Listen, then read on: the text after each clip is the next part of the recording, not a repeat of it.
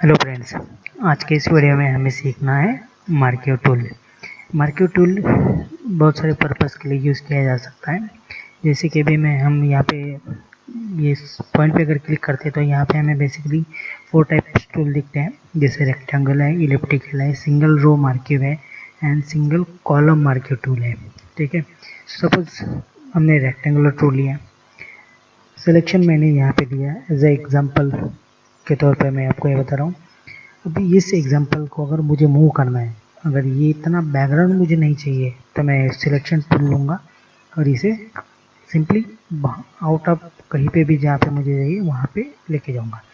अब यहाँ पे दो बातें हो रही है। ये तो देखिए आप सिलेक्शन बिल्कुल नोक की तरह आया है, मतलब यहाँ से ऐसा समझ में आ रहा है कि यहाँ से कुछ उठा लिया गया है। ठीक है, और जहाँ पे हम सिलेक्शन को रख रहे हैं वहाँ पे ये सिलेक्शन समझ में आ रहा है कि यहाँ पे कुछ अलग रखा हुआ है, कुछ अलग। ठीक है, तो ये कहने की बात है कि जब भी हम कुछ यूज करते हैं टूल, तो जैसे ही हमने टूल लिया तो देखिए जैसे ही हम टूल सेलेक्ट करते हैं तो यहाँ पे ऊपर कुछ ऑप्शंस हाई शो करने लग जाते हैं। जैसे सपोज पहला ऑप्शन है स्टाइल का। यहाँ पे हमें स्टाइल कैसे चाहिए सिलेक्शन के, नॉर्मल चाहिए, फिक्स रेशियो चाहिए, फिक्स चाहिए, साइज चाहिए। सपोज मैंने फिक्स साइज ली है। यहाँ पे देखो इस फिक्स साइज में अगर मैंने 4 इंच विड्थ में ले ली और हाइट में अगर 6 इंच ले ली और अगर मैं क्लिक करूँगा तो देखिए ऑटोमेटिक ले ली। अब मुझे सिर्फ उस सिलेक्शन को सेट करना है।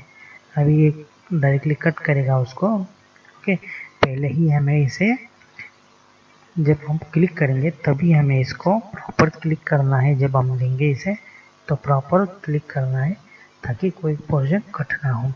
एक बात होगी ये फिक्स साइज की, अगर हमें फिक्स साइज नहीं चाहिए तो नॉर्मल ही रखें।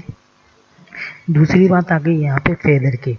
अब फेदर क्या है, जैसे मैंने आपको पहले बताया कि ये जब भी हम सिलेक्शन करते हैं यहाँ पे तो ये portion point two point cut होता है। तो ये फेदर का यूज़ देखिए, अभी ये 0% था, जब मैंने पहले लिया तो ये 0% था।